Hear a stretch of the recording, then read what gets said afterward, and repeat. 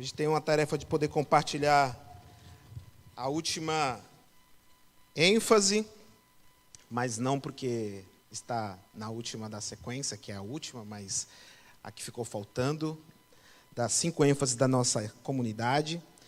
Então nós falamos um pouco sobre comunhão, adoração, discipulado, o serviço.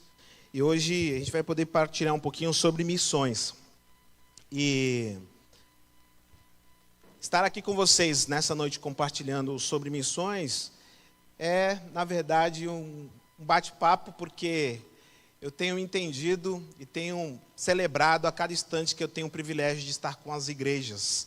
Quando eu digo as igrejas, os templos de diversos lugares, mas a Igreja de Cristo, eu me sinto muito em paz e em casa quando eu compartilho aquilo que eu tenho vivido. Então, quando eu digo um bate-papo, é por ser simples, na ideia de estarmos na mesa, de estarmos em casa, mas com muita responsabilidade e temor de compartilhar a palavra de Deus dentro do lugar que me conhece. Eu vou em muitas igrejas, eu estou em muitos lugares, mas o pessoal sabe um pouco daquilo que a gente realiza hoje. E celebra muito, tem muita expectativa, mas aqui é minha casa, né? Aqui as pessoas me conhecem, sabem da minha história. Então, quando eu pego o microfone aqui, se eu estou com alguma coisa em débito com alguém, a coisa fica estranha.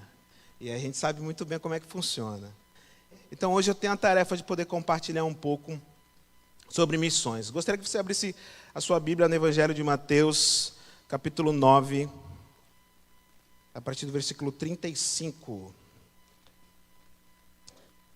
9, a partir do versículo 35.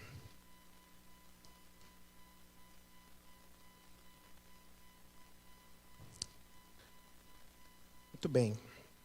O texto da palavra de Deus diz assim: Jesus ia passando por todas as cidades e povoados, ensinando nas sinagogas, pregando as boas novas do reino e curando todas as enfermidades e doenças. Ao ver as multidões, teve compaixão delas, porque estavam aflitas e desamparadas, como ovelhas sem pastor. Então disse aos seus discípulos: a seara é grande, mas os trabalhadores são poucos. Peçam, pois, ao Senhor da seara que envie trabalhadores para a sua seara. Eu não sei você, mas tem alguns textos da Bíblia que nós vamos lendo e aí vem sempre uma música na nossa mente. Vamos ver se a gente consegue cantar aqui na capela essa música? Todas as cidades, povoados e aldeia, percorria Jesus, pregando o evangelho, anunciando e curando, prosseguia Jesus.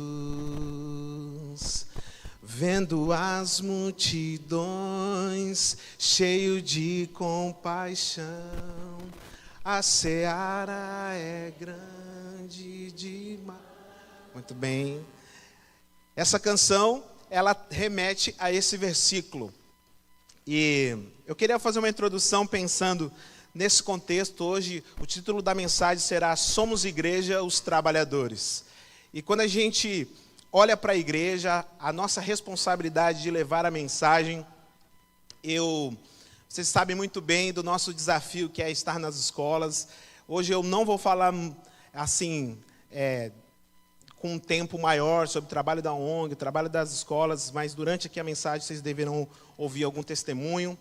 Mas eu queria compartilhar com a igreja e incentivar vocês a entenderem, estarem atentos àquilo que o Senhor quer falar contigo e o convite que Ele tem para você se envolver na seara que pertence a Ele.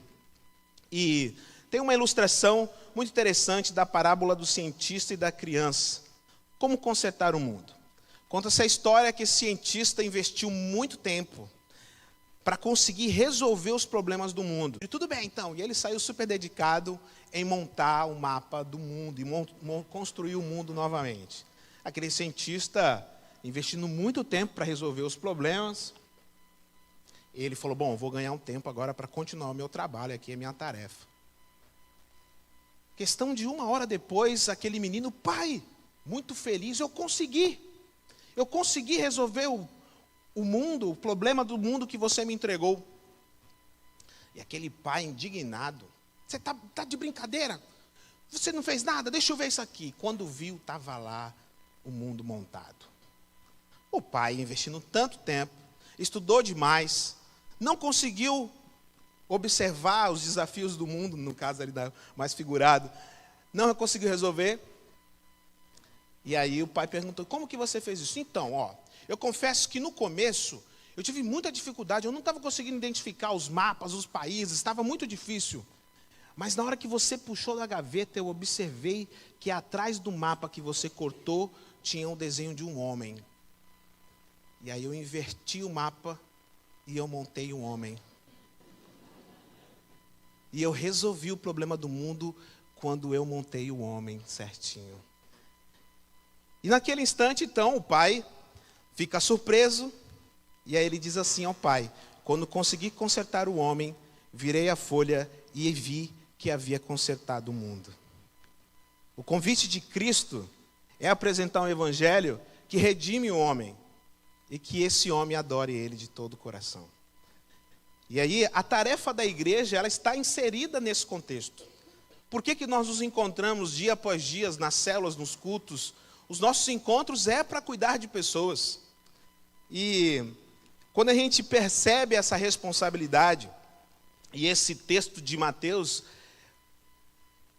a gente observa a responsabilidade que eu e você temos de cuidar muito bem dessa seara que é do Senhor. Então a primeira ênfase é a Galileia é nossa. No versículo 35, Jesus ia passando por todas as cidades e povoados e ensinando nas sinagogas. O contexto de povoados, a gente canta, né? Todas as cidades, povoados e aldeias. Que cidades era essa? Que povoado era esse? E a gente vai perceber no próprio Evangelho de Mateus, ali um pouquinho antes, no 4,12, nós vamos perceber que Jesus estava ali. Tem aí 4,12? Pode colocar.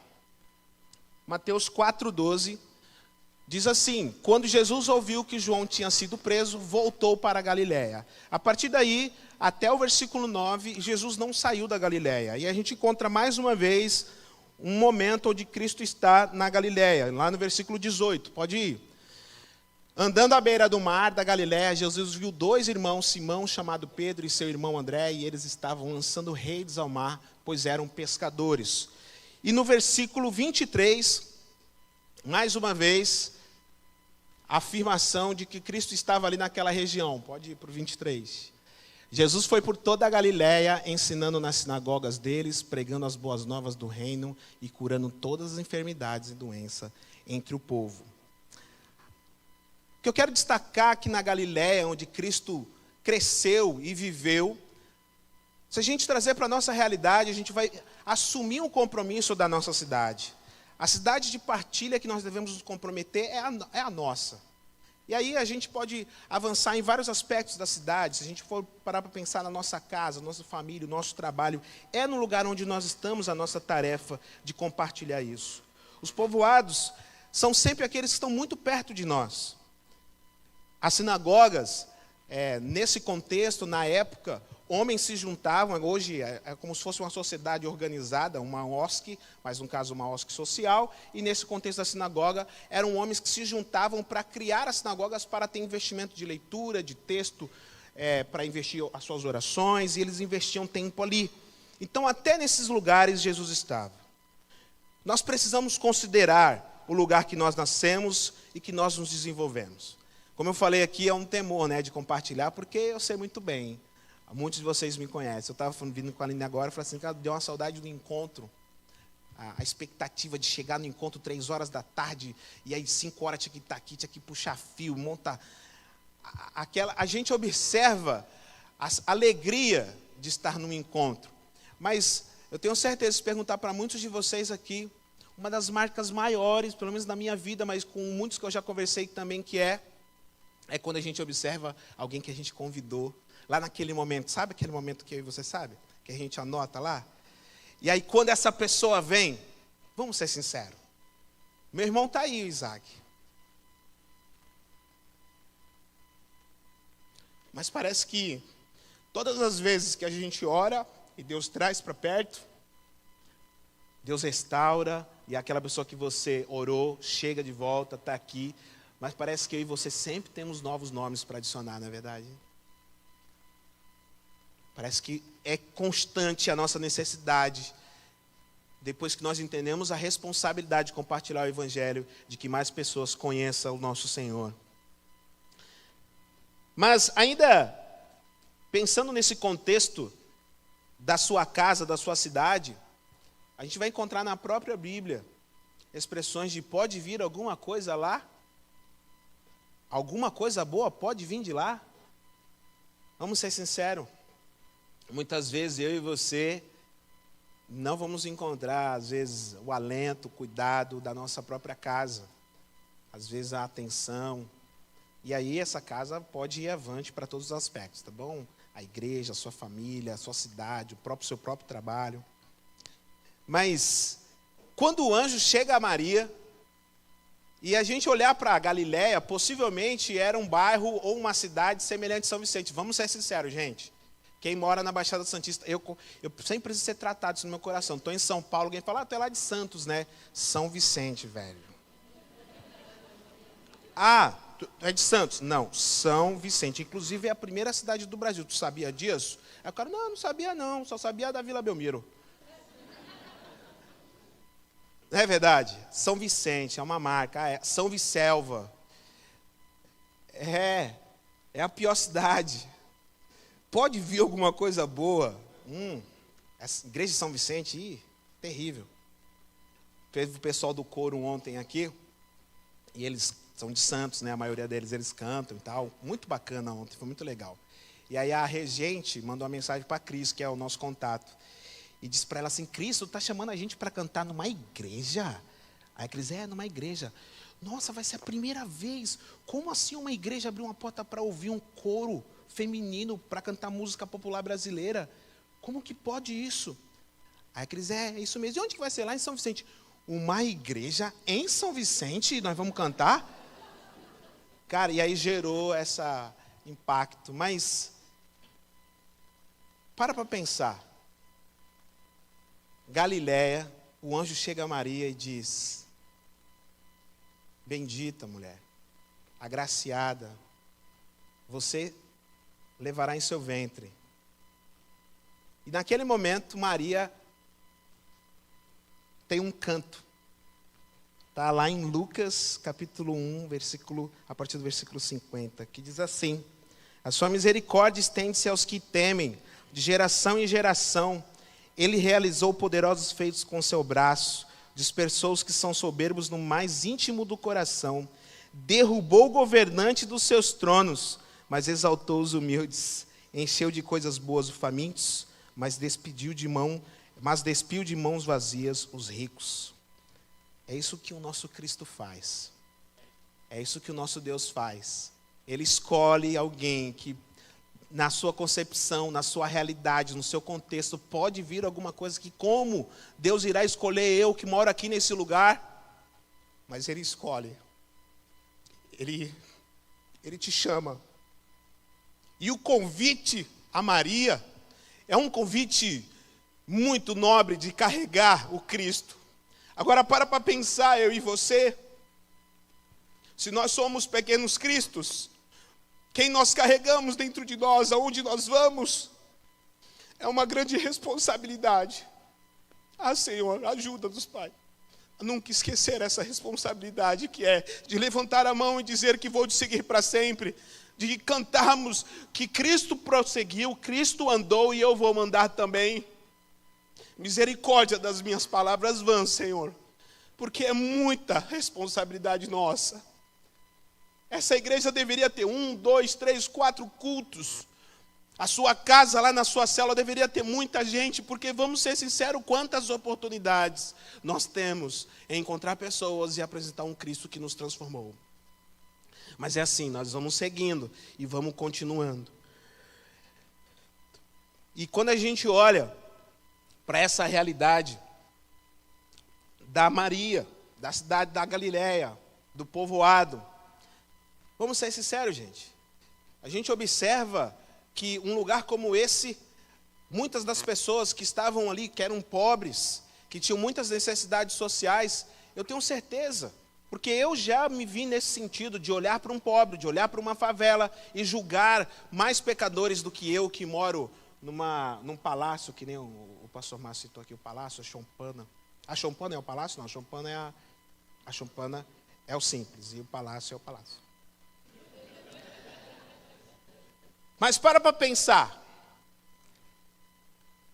Se a gente considerar que a questão social, ela nos distancia e nos coloca numa condição de mais proximidade de Deus, nós vamos pecar e vamos errar feio. Não significa isso. Se a gente parar para pensar, a Revuc, quem disse que os garotos da Revuc, que assumiram uma responsabilidade de tratamento, que decidiram ficar 9 meses investindo um tempo dentro de uma casa, porque reconheceram a sua dependência química, eles são mais pecadores do que você, que nunca teve um envolvimento com drogas? Não é isso que separa. Romanos 3:23 afirma que todos pecaram e destituídos estão da glória de Deus. A condição nossa, de um pobre, de um rico, é a mesma. É um pecador que precisa de Deus e que precisa se arrepender. E aí, na sequência, ainda do versículo 35, pregando as boas novas do reino, curando todas as enfermidades e doenças. Onde ele passava, pregava o evangelho. Pregar o evangelho é a simplicidade de um amor que constrange e que impulsiona ao arrependimento. A gente tem percebido de maneira muito simples, eu não sei se você já vivenciou isso, mas às vezes você se esforçou ao máximo de convidar alguém para vir à igreja, de falar de Jesus, e parece que a porta não abria. Mas parece que num simples dia que você encontrou essa pessoa no mercado, pagou um café para ela, ou deu um doce, parece que os olhos dela se abriram e falaram: nossa, esse cara é muito bacana, eu quero conhecer o que você faz, o que você tem vivenciado. No seu dia a dia, a gente já ouviu o testemunho aqui do Fábio cuidando do dente de alguém, e naquele momento ele tem a oportunidade de testemunhar do amor de Cristo. Às vezes você no seu ofício, cuidando ali do carro, do veículo de alguém, cuidando, transportando, cristiano vários testemunhos ali e carregando as pessoas. Quais são os encontros que você tem na simplicidade que você testemunha quem Cristo é? O evangelho, o ensino de Cristo, era o ensino de estar com os pecaminosos, ou então com aqueles marginalizados da sociedade na mesa. E as pessoas encontravam, as pessoas tocavam nele e eram curadas. As pessoas viam ele e pediam: Jesus, filho de Davi, tem misericórdia de mim. Então ele perguntava: você crê? Eu creio, então seja curado. Nós víamos a ação de um Cristo que caminhava ao lado de pessoas, que tocavam em pessoas, que estavam onde as pessoas estavam.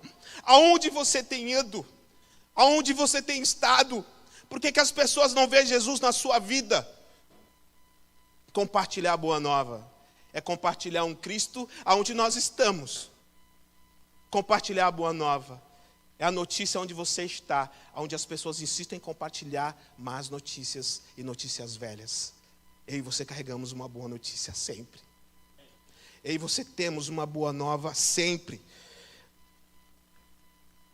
E aí, na continuação, no versículo 36, é a visão que transforma.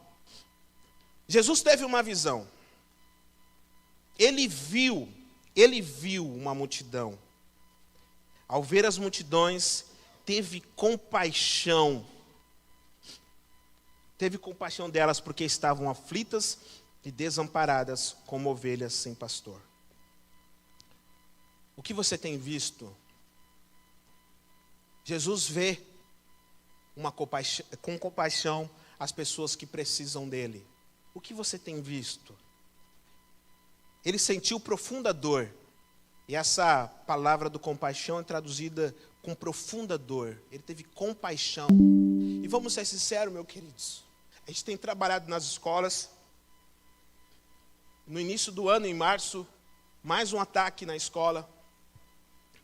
Um caos no país. Nós temos familiares que precisam de Cristo. A gente observa a cidade, a corrupção. Há um caos. Muitas vezes eu e você ficamos angustiados com tanta maldade. Cristo teve compaixão e sentiu essa dor. Mas eu não sei o que você tem sentido ultimamente. Eu não sei como você vê as coisas. Porque pode ser que você tenha visto as coisas e tenha ficado indignado. tem se esforçado com o seu braço, mas você tem cansado. Você tem trilhado um caminho de fazer as coisas na tua força e não tem dado certo. Mas nós precisamos ter essa visão de Cristo, com compaixão. Elas estavam aflitas e desamparadas. A gente faz um trabalho na ONG e ainda hoje, meus irmãos, eu não sei se vocês imaginam isso, mas ainda hoje tem pessoas que passam fome.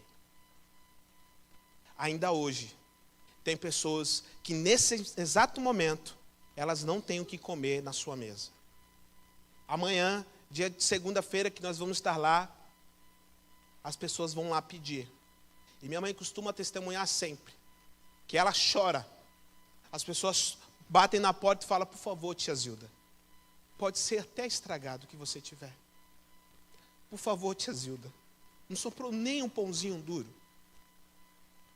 As pessoas estão precisando de um toque. Ok, lá é o nosso local. Mas e no seu local? Aonde você está? Eu tenho certeza, irmão, que as pessoas que você convive no seu dia a dia, as pessoas que você encontra no seu escritório, as pessoas que você vai encontrar lá na sua casa, há uma angústia. Ela te vê, ela vai encontrar você hoje ao voltar desse culto.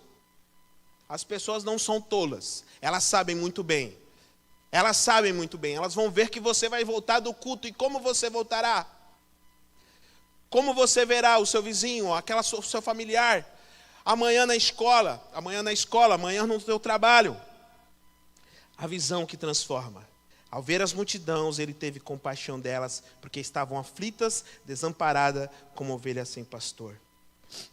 Sem pastor.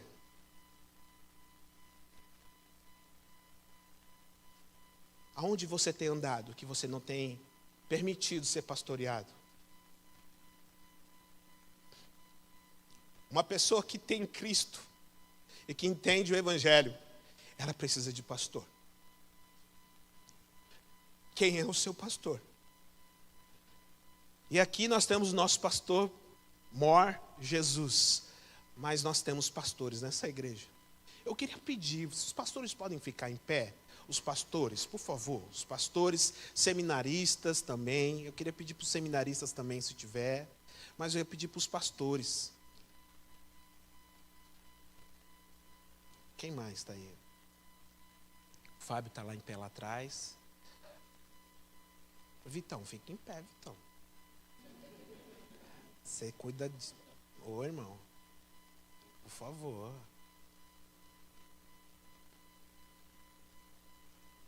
Eu vou quebrar um pouco o protocolo, eu estou dentro do meu tempo aqui.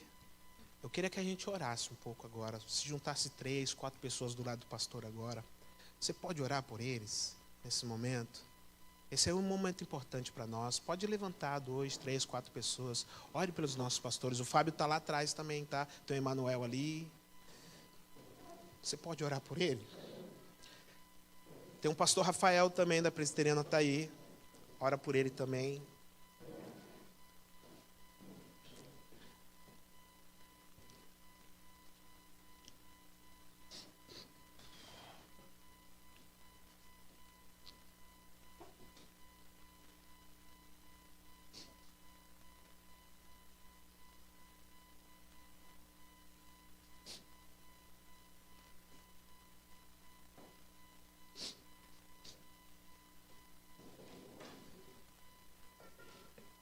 Fica aí, tá?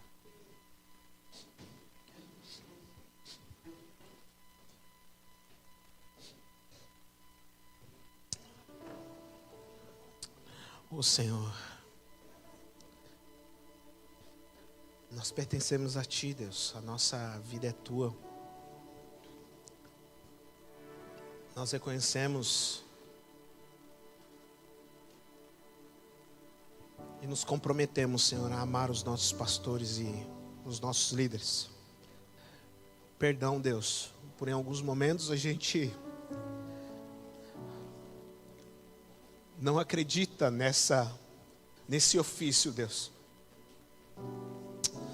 Oh, Deus, perdão porque a gente desconsidera em alguns momentos as orientações, o zelo, as palavras de exortações, o cuidado.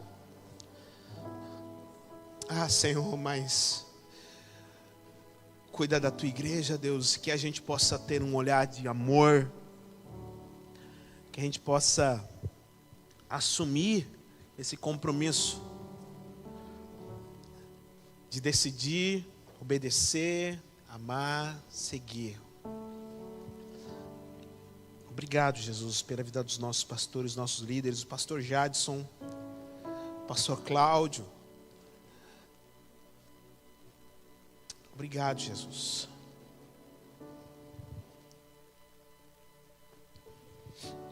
Amém.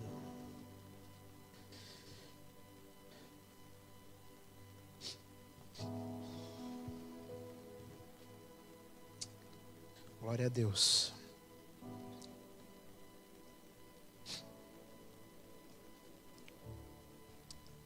Amém. Muito bom. Sem pastor nós estaremos desprotegidos, expostos e fragilizados. Quando Cristo olha para os seus discípulos e diz: olha só a multidão, vejam a multidão. Estão aflitos, desamparados e sem pastor. Nós agradecemos. Eu, quando estava lendo, estudando, eu agradeci a Deus, porque eu sou pastoreado. E olha que nós vamos em muitas igrejas, e o que eu mais sinto e percebo é a dificuldade das pessoas assumirem e entenderem a responsabilidade do pastor na vida deles. Então, louvo a Deus pela vida dos meus pastores. Continuando, grande é a seara e poucos são os trabalhadores. Verso 37. Então disse aos seus discípulos: a seara é grande, mas os trabalhadores são poucos. A missão é de Deus e Ele nos convida a participar dela. Os trabalhadores são poucos e essa tarefa, humanamente falando, é impossível. Quando Cristo olha, vê a multidão, tem compaixão dela, olha para os seus discípulos e diz: a seara é grande, poucos são os trabalhadores. É uma visão direcionada aos seus discípulos. É compartilhada a tarefa com eles.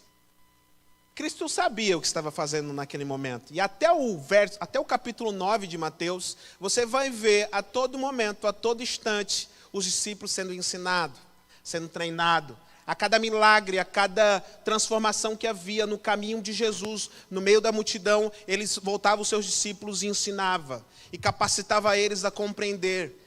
E eles estavam ali o tempo todo, eles iam sugando, iam pegando mais informação, entendendo qual era a responsabilidade. Jesus vai potencializando os seus discípulos a cada ato, a cada ação. É por isso que quando a gente chega à igreja, nós vamos encontrar uma classe de discipulado, nós vamos encontrar uma capacitação na área de entender o que é a igreja. É por isso que nós estamos falando sobre a ênfase da igreja, porque nós compreendemos a nossa responsabilidade no reino. E quando a gente olha para isso e percebe a igreja em unidade, vamos ser sinceros, meus irmãos. Há alguns anos atrás, nós realizávamos sim, estávamos trabalhando como MDA, discipulado, 1 a 1, tínhamos as células. Havia ali diretamente o ensino o tempo todo, a gente ouvia as pessoas falando, mas pode ser que em algum momento a gente não vivenciou aspectos importantes como Cristo fez com seus discípulos. A pessoa não passou muito tempo entendendo a sua responsabilidade e foi um pouco antes, foi prematura. É como a gente trabalha com a galera da Revuc. Está lá recomendado 9 meses, o menino entra ali consciente disso. Mas parece que não dá 3 meses, ele fala: não, eu estou pronto, cara, está tranquilo. Eu consigo encarar, não é verdade, pessoal da Revuc aí? Essa hora, acho que é a hora que você fala: mano, essa hora é o momento mais difícil. Porque o cara está bem, mas ele ainda não está pronto. E aí ele precisa ficar mais um pouquinho. E quando a gente observa essa caminhada de Jesus com os seus discípulos e falando sobre a seara ser grande, vamos ser sinceros. São Vicente tem aproximadamente 380 mil habitantes. Eu acredito que agora no censo vai passar de 400 mil. Eu estou chutando aqui. Baixada Santista tem em torno de 1.200.000 pessoas. O mundo, em 2022, bateu a marca, pode pôr o slide aí? O mundo bateu a marca, em 2022, de 8 bilhões de pessoas. Tem aí? Pode ir? 8 bilhões de pessoas. E essa missão Aliança dos Não Alcançados, eles têm feito uma pesquisa e observaram que 3,2 bilhões de pessoas não têm acesso ao Evangelho. Não existe ninguém próximo a esse pessoal para que possa falar de Cristo. Só para você entender, eu costumo sempre falar disso quando nós estamos falando da MPC. Todo mundo aqui conhece alguém que não conhece a Cristo, correto? Beleza? Todo mundo conhece, certo? Essa pessoa tem acesso, porque ela te conhece. Agora, a pergunta é, ela teve oportunidade de saber quem Cristo é quando você apresenta? E aí, deixa aí contigo. Agora, 3,2 bilhões não tem acesso. Vamos ser sinceros, essa tarefa é muito difícil. A seara é grande demais. É muito grande. Mas, essa missão de Deus, que Ele nos convida, que parece impossível para nós, Ele dá uma boa resposta. E aí a outra ênfase, rogai ao Senhor. Peçam, pois, ao Senhor da seara que envie trabalhadores para a sua seara. Verso 38. Jesus entrega para a igreja a resposta para o avanço do seu reino. Rogai a Ele. A gente tem feito esse trabalho na capelania, na MPC, desde 2014, quando a gente começou o projeto Tripé. Lembra, Vitão? Aqui, a gente decidiu juntar os educadores, íamos na escola, aí conhecemos o trabalho da Escola da Vida. Em 2014, a gente já fazia um trabalho nas escolas. 2018, oi? Olha lá, tá aí o Gui. Gui, pode ficar em pé, por favor? Fica em pé aí, mano, ó. Não vai ficar não, Gui? Fica aí, cara. Aê, uma salva de palmas pro Guilherme, gente, por favor. Cara, ó, e eu tinha visto ele, pode sentar, mano. Eu tinha visto ele lá fora agora, mas eu não falei agora por causa de você, cara. Sério mesmo, ó. Mas é uma alegria, cara, ver o Guilherme aqui. Porque a gente entrou lá no Colégio Mundial, o Guilherme estava lá, em 2014, velho.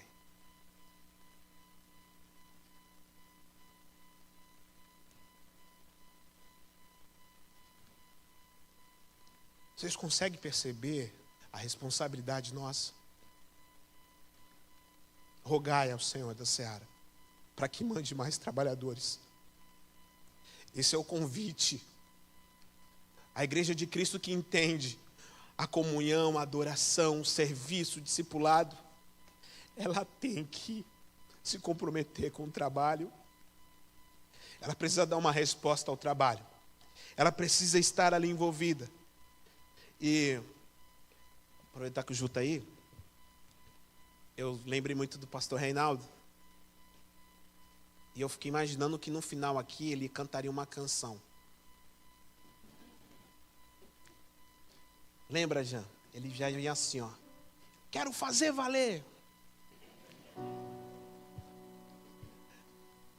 Fazer valer tua palavra em mim, para que o doente tenha onde se curar.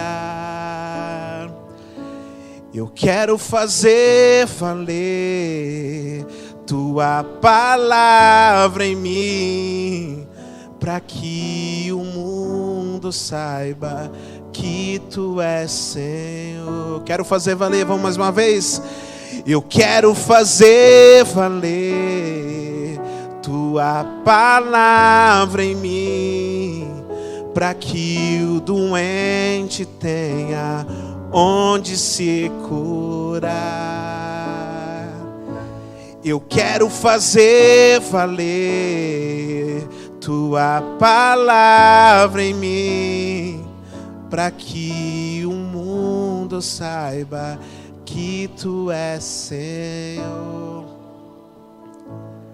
Tu és Senhor. Tu és Senhor Jesus. Tu és Senhor. Rogai ao Senhor da seara. Ele vai enviar. E eu queria encerrar esse tempo e fazer 2 convites. O primeiro convite é para que você se envolva. Você precisa se envolver. A nossa igreja, ela tem muitos espaços para você se envolver. Eu sei que eu estou aqui, pode ser que você vai olhar para mim, cara, eu tenho que ir lá na ONG, eu tenho que ir para a escola. Não. Tem muitas coisas para você se envolver. Sábado que vem tem mutirão, né, Paulinho? Sábado que vem tem mutirão. Tem as células. Você pode vir para cá e se comprometer na elétrica, pintar, ficar de porteiro, ligar para as pessoas. Irmão, se não for inventada alguma tarefa, você pode falar com algumas pessoas que eles darão tarefa para você. Na Revuc, todo pregador que vem aqui sempre pergunta, e aí, precisando de gente aí, Deraldo? Tá. Cola, também. Zilda. E vai indo, tem lugar, gente. Tem.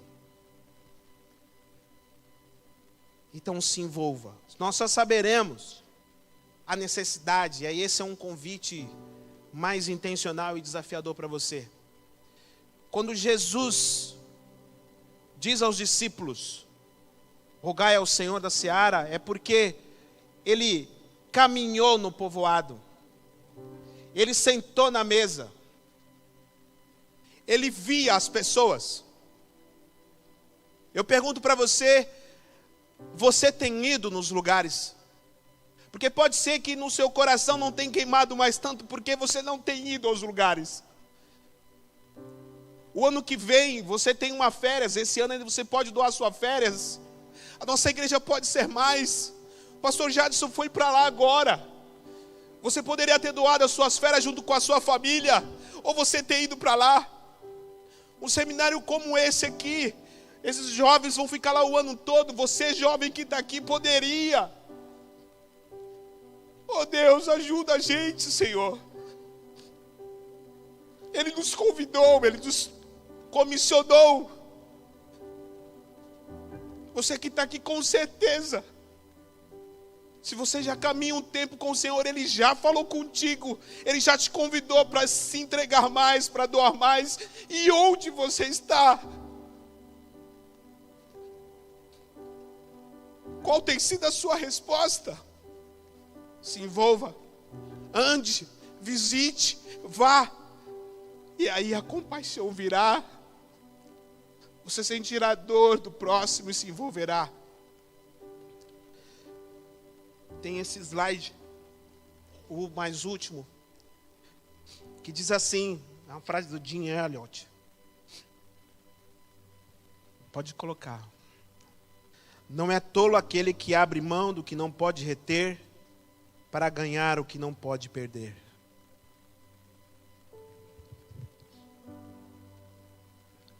Pode ser que você tenha guardado tantas coisas no seu dia a dia. Deus te chamou, mas você está tão concentrado nas coisas dessa terra, que você não tem tido tempo para entender o convite do Senhor, para você deixar algumas coisas. Os últimos 2 anos, eu e a Aline temos vivido de tempo integral. No ano de 2022, enquanto eu fazia as tarefas, eu precisava, servindo, né, durante o dia, eu precisava arrumar mais um serviço para poder investir tempo.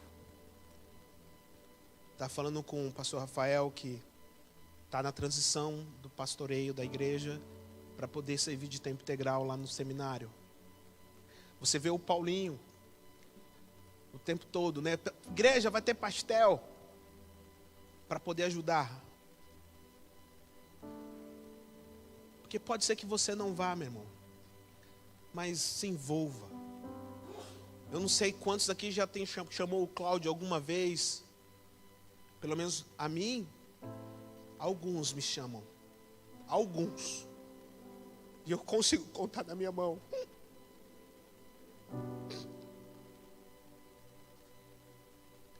Como que você se envolve? Pode ser que pro Deraldo, quantos chamam ele?